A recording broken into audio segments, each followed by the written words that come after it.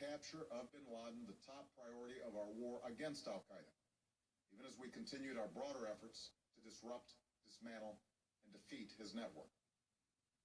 Then, last August, after years of painstaking work by our intelligence community, I was briefed on a possible lead to bin Laden. It was far from certain, and it took many months to run this thread to ground. I met repeatedly with my national security team as we developed more information about the possibility that we had located bin Laden hiding within a compound deep inside Pakistan.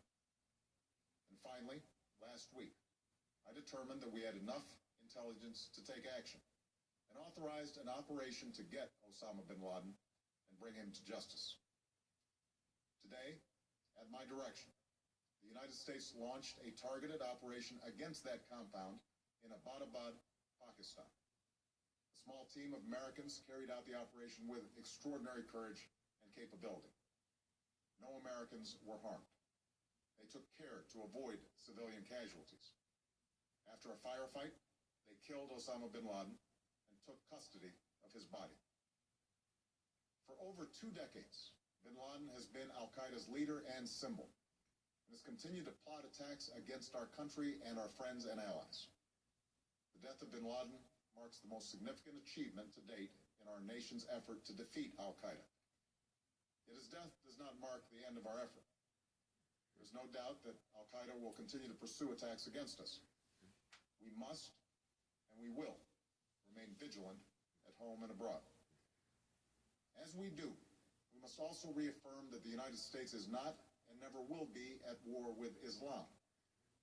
I've made clear, just as President Bush did shortly after 9/11, that our war is not against Islam, because bin Laden was not a Muslim leader.